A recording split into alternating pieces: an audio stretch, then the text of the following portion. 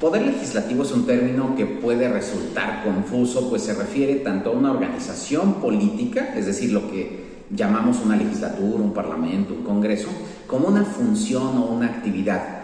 ¿Qué actividad? Pues la de crear leyes. El proceso legislativo lo que crea es leyes y entonces el poder legislativo genera leyes. Entonces, primero habría que distinguir ambas cosas para que no confundamos las dimensiones. Segundo, el origen del concepto se refiere principalmente a cuando empezó a utilizarse el término poder legislativo.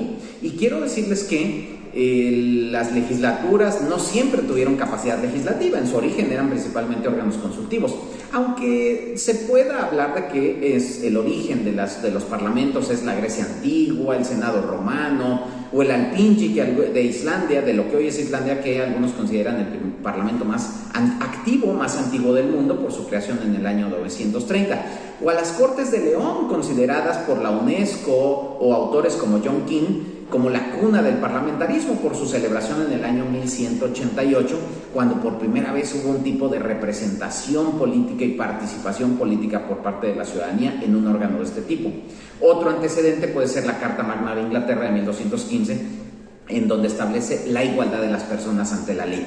Pero todos esos precedentes no califican propiamente como lo que hoy consideramos parlamentos, legislaturas o poderes legislativos, debido a que eran órganos de tipo consultivo, con poderes muy limitados, nada parecido a lo que tenemos hoy.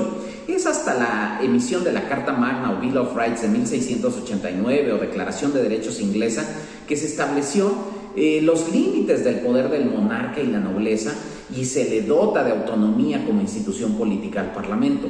Ese documento destaca, entre otras cosas, que el monarca no puede crear o eliminar leyes o impuestos, ni cobrar dinero o reclutar el ejército en tiempos de paz sin la aprobación del Parlamento, lo cual es algo muy importante, porque además establece ese mismo documento que las elecciones del Parlamento deben ser libres y que las palabras del Parlamento no pueden ser censuradas o obstaculizadas, ni negarse en ningún otro lugar, que hoy sirve como justificación de la inmunidad parlamentaria. También que el Parlamento debe reunirse con frecuencia.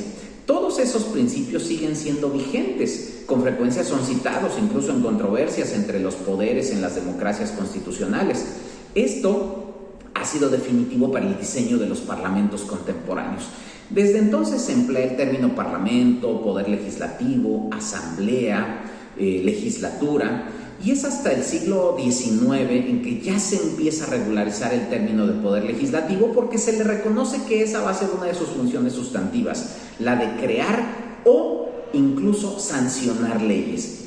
¿Por qué sancionar? Pues porque no solamente aprueban leyes, sino que a veces aprueban iniciativas presentadas de fuera. También inicia un proceso de modernización parlamentaria que les permite adquirir relevancia como la instancia fundamental para aprobar legislación con legitimidad. Philip Norton, uno de los autores más importantes de los estudios legislativos, señala que los parlamentos son cuerpos designados constitucionalmente con una función medular que los define: dar su aprobación a medidas que por tal virtud serán obligatorias en una sociedad determinada. Y eso es lo que define a un parlamento o una legislatura.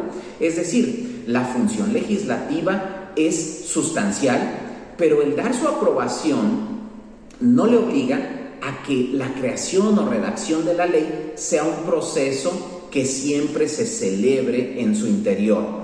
De hecho, en la historia contemporánea podemos ver que cada vez es más frecuente que sean los presidentes, los ejecutivos, los gabinetes, los gobiernos en general quienes definan la agenda legislativa o la agenda prioritaria de los poderes legislativos y que ésta solamente sea discutida y aprobada en el legislativo. Esto marca la diferencia entre los distintos tipos de parlamentos, ya que algunos cuentan con mayor capacidad de independencia, por tanto mayor poder legislativo que otros.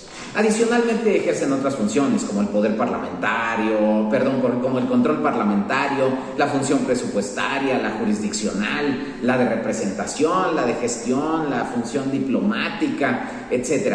todas son propias del poder legislativo. Entonces, no confundamos que el poder legislativo no es solamente la capacidad de crear leyes, sino el poder legislativo define una de las funciones sustantivas de las legislaturas contemporáneas. Es decir, los poderes legislativos no son solo legislativos. ¿Cuáles son los debates contemporáneos alrededor de los estudios legislativos y en particular del poder legislativo? Uno, por supuesto, es el de la legitimidad. Hoy en día existe fragilidad democrática en los gobiernos contemporáneos. Hay desconfianza en las instituciones políticas y eso se expresa también en la representatividad de las legislaturas. Ese es un gran tema sobre el cual se puede avanzar. La segunda es el de la profesionalización de los partidos políticos, que son la vía privilegiada para la competencia electoral y el acceso al poder. Al interior del poder legislativo se compone de grupos parlamentarios y entonces estos deben ser profesionales pero también congruentes con los propios principios ideológicos que dicen representar. Hoy lo que vemos es que hay pocas diferencias ideológicas entre los partidos políticos y en una asamblea debieran dirimirse las diferencias entre esas distintas posturas políticas. Hay otros temas como la profesionalización de la actividad parlamentaria a través, por ejemplo, de los sistemas de comisiones, o el papel, por ejemplo, de las minorías en las legislaturas, como las comunidades de la diversidad sexual, la representación sustantiva y la igualdad de las mujeres en los parlamentos, que no haya violencia al interior de los parlamentos, violencias de distinto tipo, la organización, si vale la pena que sea una legislatura bicameral o unicameral. Son los debates contemporáneos sobre los cuales se debate en la actualidad.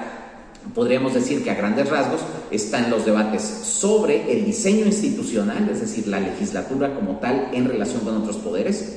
Están los debates sobre el desempeño de la legislatura, es decir, sobre su actividad interna, si debe ser bicameral o no, si debe ser cierto tipo de sistema de comisiones, su profesionalización, etc. Y tercero, sobre el papel de los legisladores en lo individual. Y sobre las personas legisladores hay una gran tradición de investigación, es decir, si realmente representan a quien dicen representar. Esos son los grandes debates contemporáneos sobre los cuales debemos estar atentos en la investigación académica sobre el poder legislativo.